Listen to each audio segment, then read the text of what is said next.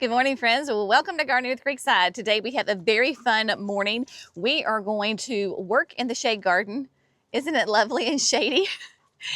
I promise it is a shade garden. We are going to plant up two different wall hangings. I got a long hay rack behind me, and then I have a wall hanging directly in front of me. We're going to put our summer annuals in there. Oh my gosh, y'all are going to love them. So we're going to do that. I have got a hosta that I need to add because something happened over the winter and I have a big hole in the flower bed. So I went to my stash and found the perfect hosta we're going to put into the ground. And first, I got a lovely plant delivery from our friends at Southern Living Plant Collection. They sent me 3 different kinds of hydrangeas that are going to be gorgeous in the shade garden. Not this garden, the one down by the creek. So we are going to unbox those. I'm going to share the 3 hydrangeas that they sent me. It is going to be a fabulous day here in the garden. So without further ado, let's open up these boxes and see these hydrangeas. All right, my friends, so let's get to unboxing. First of all, we have an oak leaf hydrangea. This is Seems Beauty. And just to show you already, look, you see what that is sticking out? That is a bloom that is sticking out. So this is going to be really fun. Oh my gosh. Now, they have taped them very well, and I cannot wait to open them up. They did ship UPS. So y'all, it doesn't matter what plant company nursery is going to be sending you plants. When they ship like this in a box via FedEx, UPS, the mail, whatever, there has got to be a little bit of grace when you get your plant. Now, these came from Alabama, and so odds are they might be a little dry. And in fact, on the box, it says, "Live plants, please open me and give me a drink." So what we're going to do is, because these are in big boxes, and get the little tabs poked out. And I should have read the directions, because right there on the box it says remove plant from bottom. I got so excited. I just opened it from the top. So we're going to go from the bottom. Now, Seems Beauty. Okay, it is an oak leaf hydrangea. So if it's an oak leaf hydrangea, odds are that means it's going to be for the shade garden. Very few oak leaves can handle like full sun conditions. So Seems is definitely going to be in that shade garden. Y'all, it is going to be gorgeous. And the fun thing about this one, there's a lot of fun things, but it blooms weeks earlier than traditional oak leaf hydrangeas, and this is a good size. Look at that. I mean, coming from Alabama, she looks pretty darn good. Of course, has the plastic bag on it, so you take the plastic bag off, and there you go. So yes, so Seems Beauty is going to bloom earlier than other traditional oak leaf hydrangeas. It has beautiful creamy white flowers that will age to a nice pink. And then, of course, oak leaves give us gorgeous fall color from not only their blooms that have aged to a lovely kind of a reddish pink color, but your foliage is going to be absolutely gorgeous in that burgundy color. So, yes, she's a little squished. It is not a problem whatsoever. So what I'm going to do is I'm going to unbox everybody, give them drinks of water, and then put them in a shady location. And probably this time tomorrow, she's going to be perky, she's going to be happy, and all will be well. So don't let that worry you one bit. Now, let me give you some more specs on Seems, because she gets nice and big. Hardy in zones of 5 to 9. I am a zone 8A, so this is perfect for me. I like being right there kind of in the middle. She will be 10 feet tall, but 20 feet wide when mature. Absolutely fantastic. And so all of these hydrangeas are going to go into the new flower bed, the garden that we're creating along the creek bank, because remember, Jackson cleared that out for me. It is right on the creek bank. It gets some morning sun, just like this garden that we're getting ready to work in. Remember, a shade garden is 4 hours or less of sun, preferably that morning sun, right? If you get hot afternoon sun, they can burn. We don't want to do that. So morning sun, 4 hours, 5 hours, or filtered sun. So she is going to be fabulous in that. I've got one more seams, and then I've got 2 different macrophylla hydrangeas. So let me get this one out, and then we'll start on the other ones. I think this is even prettier than the first one. Oh my gosh. Look at this. Can y'all see? Look at those blooms. Gorgeous, gorgeous. All right, my friends, so next on the list is Dear Dolores.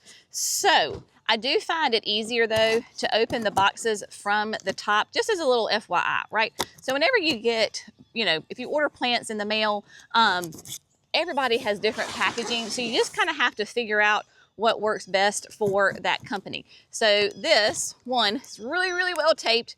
We're going to open it from the top because it has these little notches, and those notches hold the pots in place. So you got to open it from the top so that you can move those notches out, and then you pull the plant from the bottom. So just follow kind of the instructions on the box. I know it's a novel concept, but yeah. All right, so Dear Dolores. Now, Dear Dolores is going to be a macrophylla hydrangea. She is for the shade, right? She is a repeat bloomer. She's going to be pH dependent, meaning her bloom color will depend on your soil's pH level. I just stuck another one back in. Just trying to grab the box. Here we go. Now, she is going to be a lovely size at maturity, about 5 feet tall and wide. And I believe I got I think I got three Dear Dolores. They were so kind. And the folks at Southern Living, and they're like, how many do you want? I was like, well, if I can have 3 of each of these smaller ones, that would be amazing. So as a side note, the Seams Beauty, that is a 3.5 gallon container. So that is a good size plant. These look like these might be like 1 gallons. There we go. So Dear Dolores also has some nice bright green foliage. And y'all, can you see?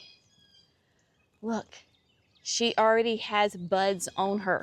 Oh my goodness. She too will be hardy in zones 5 to 9. Let's see if there's anything else. Part shade to shade, 5 feet tall, 5 feet wide. Like I said, zones 5 to 9, a fast grower. Love that about hydrangeas because we want them to get as big as they possibly can, as fast as they can. So an absolutely beautiful hydrangea here in, let's see if this pot tells me, not quite a gallon size. So it's just a little bit smaller than a gallon, but if she's a fast grower, then that is fantastic.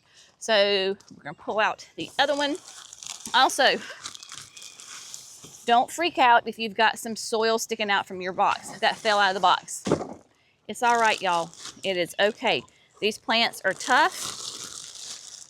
Oh my gosh, beautiful. Nice big leaves that we love on those macrophyllas. So we got that. Okay, now, next, I love this name. Are you ready? Big Daddy. So Big Daddy, another great hydrangea. Let me get it unboxed and then I'll tell you all about it. All right, my friends. So I got 2 of the Big Daddies unboxed. Now the irony is not lost on me that Big Daddy is probably one of the smallest, the smallest hydrangea they sent me. But Big Daddy gets his names because of the massive blooms that are going to be produced off of this plant. Now, it too is a MAC, so we need to have it in that filtered sun, that shade, right? Especially here in the south. Now, if you're in a zone 5, you could probably do this a lot more sun, but if you're in a zone 7, 8, 9 like I am, especially in the south, we need to give our MACs some protection from that hot sun, especially in the afternoon. Now, Big Daddy is going to be 5 to 6 feet tall and wide. So a gorgeous, huge display. Actually, this one's hardy in zones 6 to 9, so a little bit needs to be a little bit more, a little bit warmer, but even in a zone 6, that's amazing. So getting to get these massive blue flowers in that acidic soil. You'll have pink flowers if you're more alkaline, and it can handle the heat and humidity of the south without a problem at all. This is going to be a fabulous one. It's got a bunch of new growth on it. It will be interesting. I very seriously doubt that Big Daddy will bloom this year for me, but that is okay, right? Gardening teaches you patience. The other ones absolutely are going to give me beautiful flowers. Might just have to wait till next year on this one, but cannot wait. So what I'm going to do is I am going to take all of these, and I'm going to take them actually up to the chicken coop, because that is where I have some really great shade that I can kind of manage them a lot easier, can water them, and then just let them hang out. Once I'm ready to put them in the garden, I absolutely can do that. So that would be another tip. When you get plants from, that you have ordered in the mail, go ahead, get them out of the box immediately. Give them a drink of water. Put them in an area where they're not going to be under stress. So that means that they're not going to be under the hot blazing sun. Or if you're kind of going through a cold spell, they're not going to be exposed to a bunch of cold. You can let them stay there for, a day or two, and then go ahead and put them straight in your garden. So thank you, Southern Living Plant Collection, for these gorgeous hydrangeas. I cannot wait to add them to the new flower bed along the creek. Of course, we'll take you along for that ride once we go ahead and plant them. But what we're going to do now is we're going to turn our attention back to this nice little flower bed in front of me. We're going to get, first of all, we're going to get the hosta in the ground, and then we're going to plant up those 2 wall hanging planters with some gorgeous annuals that can absolutely handle those shadier conditions.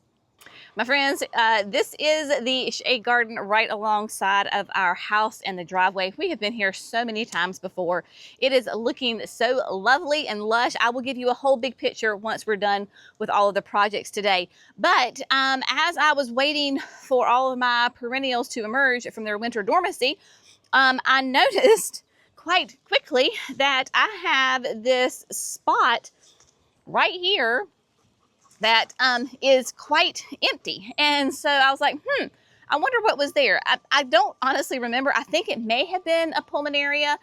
I think this could get too wet for pulmonaria, and so that is why my hole is here. So hey, you lose a plant, it's an opportunity to add something else. So I went to my stash this morning over in the pines, and I found this beautiful hosta. This is Captain Kirk, and Captain Kirk was one of those plants, those hostas that we brought in last year. So poor Captain Kirk has been hanging out in the pines waiting to go into the garden for a year now. And so today is his day. He is going in, my friends. Now, Captain Kirk is, first of all, stunning with that foliage, right? And so overlapping mound of widely oval, slightly arching, dimpled and strongly veined leaves with bright green margins. Pale lavender flowers bloom in summer. It'll be 20 inches tall. It says 3 feet wide. We shall see. So we're going to put this in. The thing is, with your hostas in your shade garden, y'all, think of it this way. I know if you're in the colder zones, so he is hardy in up to zone 3. If you're in a zone 3, 4, 5, you can probably put your hostas in a whole lot more sun than I can.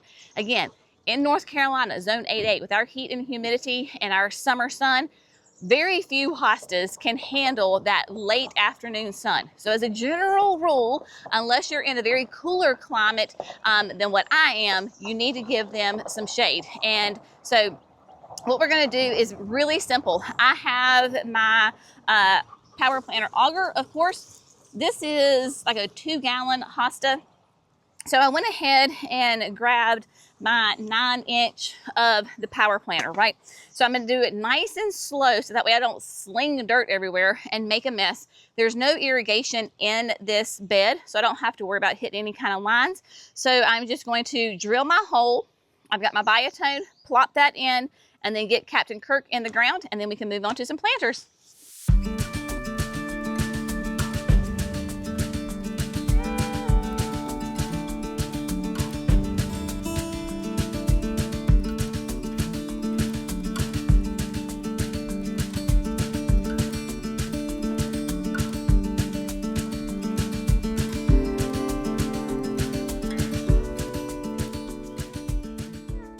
All right, my friends, so we got Captain Kirk is in the ground.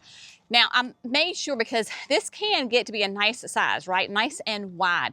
And like with all of my plants, I try my best to keep them back out of the flower bed so they don't come over into the grass. So that way when Chandler comes through and mows and then edges the grass, he doesn't cut the leaves, because the last thing you want are your leaves on your hostas to not be those beautiful shapes. Speaking of that, because this is a shade garden, it tends to be a wet garden. There's not irrigation directly in this flower bed, but we do have it in the grass, and so that irrigation does spray into this bed. If you have a damp, shady flower bed with hostas, odds are you're going to get slugs or snails. And the easiest way that I have found to take care of that, because I want my hostas to have those beautiful leaves on them, right, without any holes in it, is to use a slug snail bait. And so this is an organic solution. It is pellets that you can sprinkle out onto the flower bed, and at night those snails, slugs, all sorts of things will go and eat on those pellets, and then they die. Now, I personally like the Sluggo Plus. As my mama says, this is a shake and bake container. So you just have the top. You can either do a little, have the slits in it, or if you want to go full bore and you want to do the whole thing, you can open it up like that. So what you do is you just take it and you literally just shake it on the ground, and they're just these little tiny little pellets. I don't know if the camera will show that, little pellets.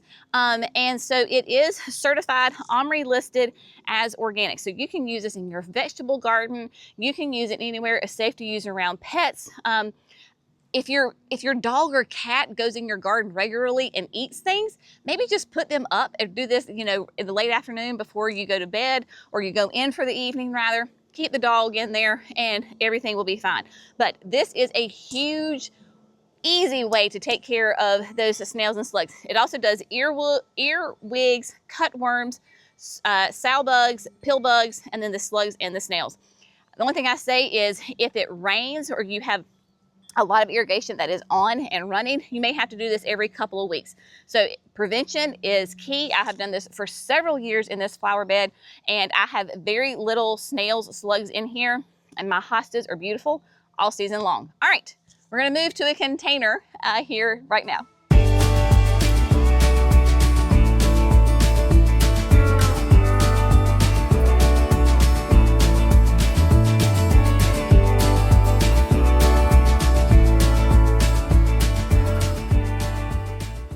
Okay, my friends, so we are going to plant up this wall hanger that goes on the side of the garage. This is a very challenging space to film, and the sun's not being my friend. I'm gonna show you the whole big perspective once everything is said and done. But I do love this gorgeous wrought iron wall hanging. It is completely flat on the back. We have a screw in the wall. It just hangs on there. We have hardy plank siding, which is a cement product siding, so I don't have to worry about the water rotting my wood, because it's not wood, it's cement. People ask that quite a bit, and I do not have stains that come down the wall. So what we're gonna do is we're gonna plant this up. So I always, when I do my containers, I love putting the bottom 1/3 with some compost. So we're gonna be using the Ultra Outdoor Planting Mix. Just eyeball it. Just get,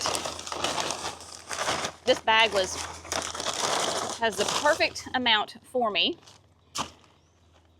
all the way down there in the bottom. Now, I am a huge proponent, y'all, because I have such a long growing season. Whenever I switch out my plantings, I switch out my soil. The soil that I had in there was left over from like last summer. I don't want to reuse that. I want fresh soil. So I've got that Ultra Outdoor in the bottom, and then we're gonna go with Proven Winners potting soil.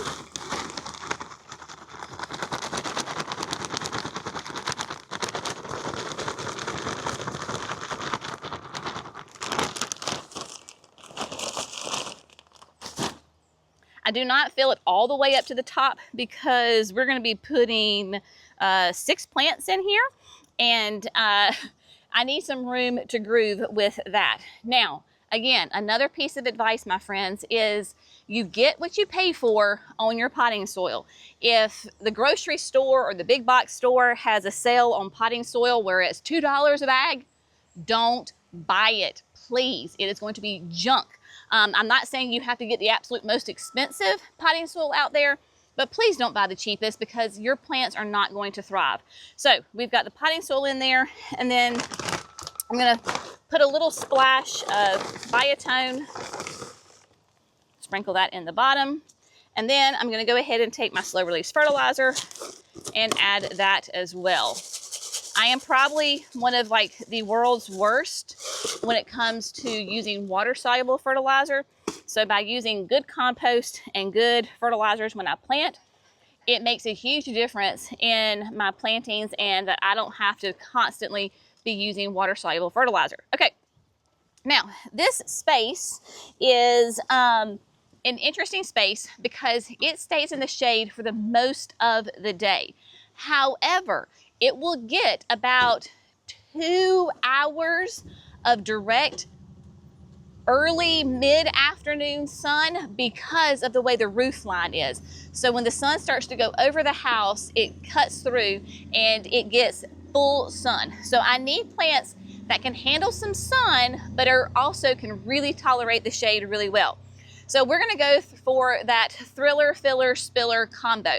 My filler is going to be the ever popular, the beloved, the dragon wing begonia. Now I'm using pink because that's going to be kind of my theme here in this bed this year. And I'm going to try, of course, I only have one. You only need one.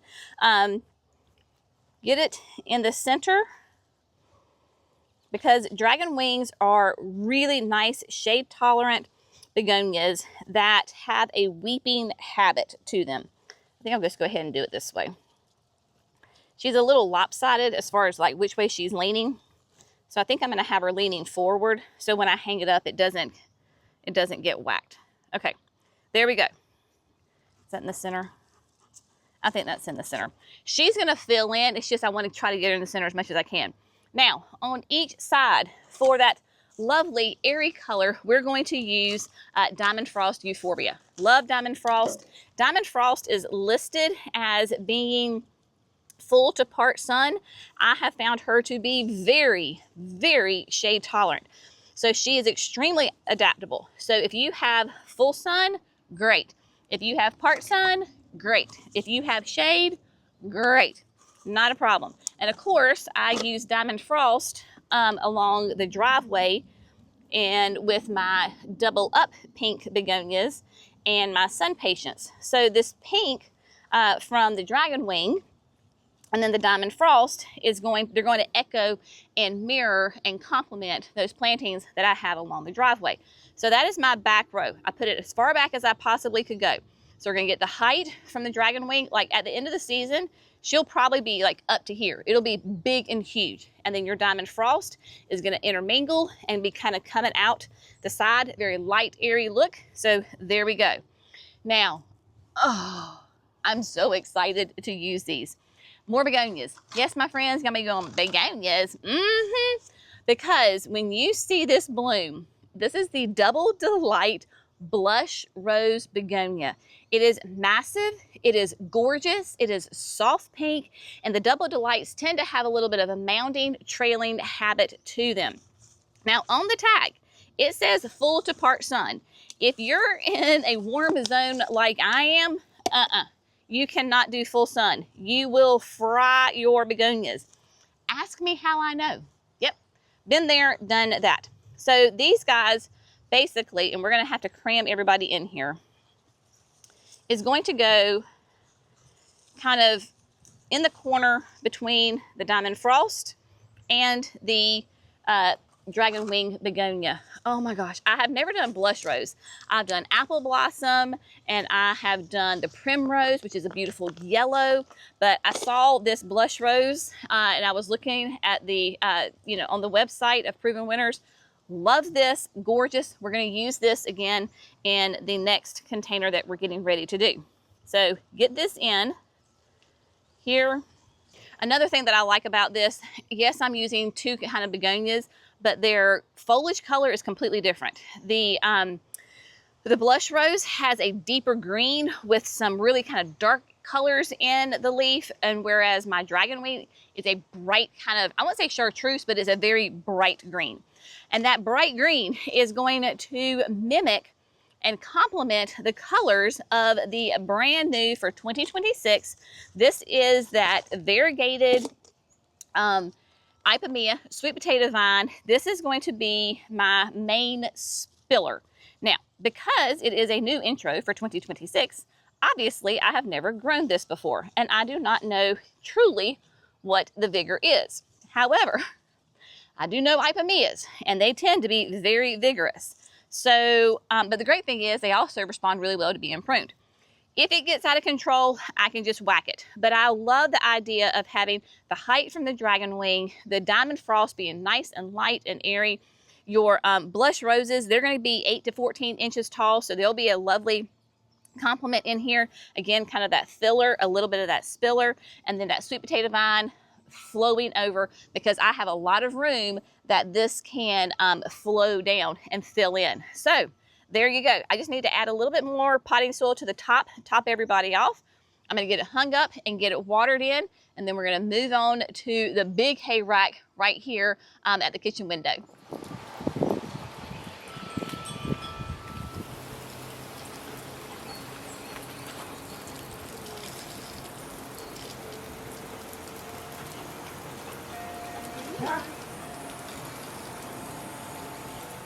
All right, my friends, so the last planting of the day, and then we will be done, is along this nice size kind of picture window at our kitchen. Our kitchen table is just on the other side. And so this is, again, I know it's hard to see. I will give you all the full details here as soon as we get done planting.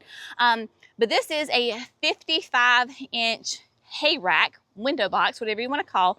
I have all of my wall hangings, these wrought iron with the cocoa liners. They all came from Kinsman Garden Company. Love them. Love that they're such high quality. And the great thing with these liners, they can last me like 3 or 4 years before I have to replace them.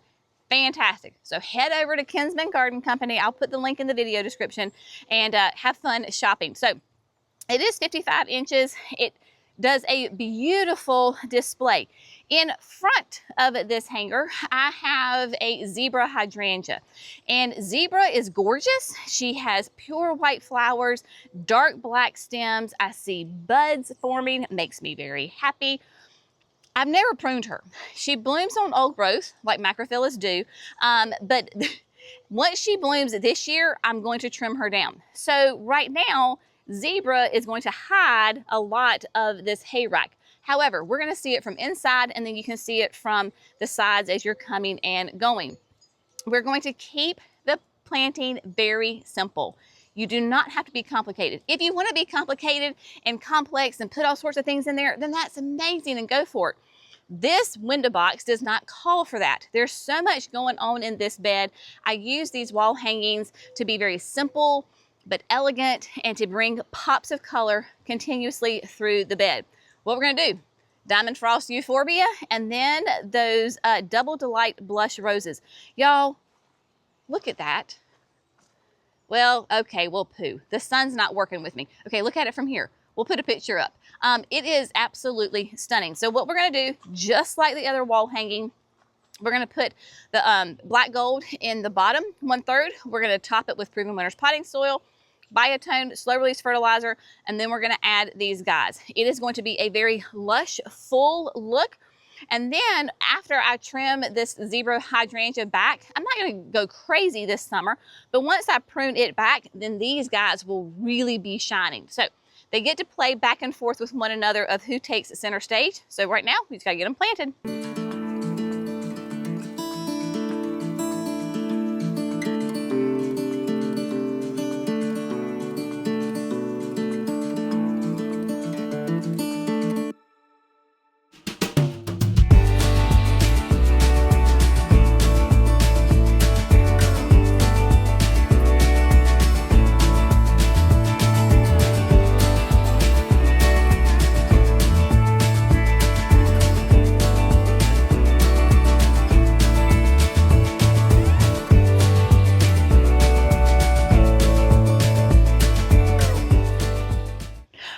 friends. Today's project is complete. All of the planters have been planted. The hydrangeas unboxed. I need to get them into some shade because right now they're in some sun. Don't want to do that. So let me show you this whole space so that you can get the whole big picture and some up close of these containers. Since we're standing right here by the wall hanging, let me do that for you. I love it. This thing is going to be massive and lush and is absolutely going to be gorgeous. But you can see, look at that begonia. Is she just not fantastic? Massive, gorgeous. So this wall hanging is going to be lovely and lush and can handle the heat and humidity really, really well. And then we're going to pan over here to the hayrack right here. I know right now she's tiny, y'all, but you got to use your gardener's imagination. It is going to be big and lush and gorgeous and amazing. So they're going to get nice and full, especially your diamond frost, and then have those begonias that will be intermixed in there, just intertwined with one another, is just going to be absolutely fabulous. Again, right now, zebra's in the way. It's all right. You're still going to see this and it's going to fill in quite nicely. I will say with these begonias, I have had some experience both with these and then the Selenia begonias I'm going to show you that are in this container. They typically do not like to have wet feet. So even like when we're growing them, we want to keep them more on the dry side. So they are perfect for containers like this or any kind of container. The first time I tried out the Selenias, I actually put some Selenia apricot in the landscape, and this was classic red clay area. They drowned so fast and it was not good. So definitely put them in containers if you have clay soil like I do. If you have sandy soil that's really well draining, then they'll probably do great. But that's just a little tip. If you think, oh, these begonias are gorgeous, I'll stick them in my ground. Only if it's well draining and on the dry side. Otherwise, they're not going to do well at all. But everything in this garden is coming along just lovely. This hosta, y'all, massive, gorgeous. This is Wiggles and Squiggles, and Wiggles and Squiggles, of course, that beautiful chartreuse, it is every bit of 2.5 feet wide, huge. And then we have white feather behind it. So white feather starts out white and then it will turn green throughout the summer. And then, of course, we've got ferns. This is the, Dre's Dagger. There we go. Dre's Dagger. I have had this thing here for years and doing really well. I switched out one of my eucharis. I want to say this is Toffee Tart. Bring me a different color in here. And then, of course, our Captain Kirk. And then the bleeding hearts. Oh my gosh, y'all. The bleeding hearts here are just massive. They love this area. They are on the end of their bloom cycle. I think that's like the last bloom that we have on that one. But you can see, you now can see it, the hayrack from this angle. And then, of course, the holly fern. I call it Annette's holly fern because I took a piece of my friend Annette, her holly fern in Texas, brought it home with me a couple years ago. Gosh, 5 or 6 years ago now. Doing really, really well. And then you can just see a whole nother smattering of golden tiaras. And we've got back another Wiggles and Squiggles, Japanese painted ferns, the Brunnera. The Sun Kings are coming quite rapidly, and they very quickly are going to be nice and big. Those Selenia apricots are doing really, really well.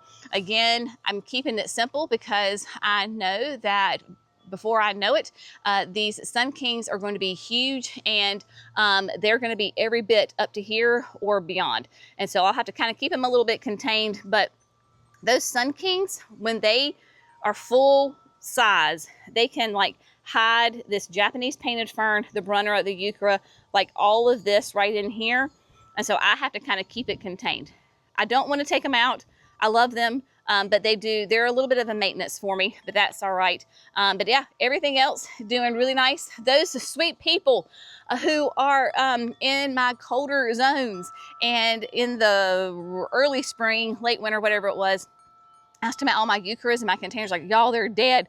And y'all kept telling me, they're like, no, Jenny, just hold on. Ours do this every winter, and they come back, and they're gorgeous. Well, you were right. I did lose 1 or 2 of them, but this is a eucharella. I don't remember the name of it, but look how all that new growth popping back out, being lovely on that. The ghost ferns are so pretty right now, just beautiful. White by the gate camellia is putting on so much new growth. Look at that, just going for it. I put a crusted surf in this little small blue pot, so that way my two blue pots, they kind of complement each other, and just bring some little pops of color to the bed. So don't be afraid to add containers to your garden. It absolutely works. And then of course the Solomon seal and everybody else is doing great. I'm gonna have to move my shroomies probably, because they're starting to get hidden. Once everybody really takes off, they're gonna get hidden. So I'll have to move my little shroomies so that they can be seen. But it is a great morning in the garden. Feels great to be accomplished, have all this done. Thank you again to Southern Living for the beautiful hydrangeas. I'm gonna go put them in the shade. Y'all have an amazing day. We'll see you in the next video. Bye, friends.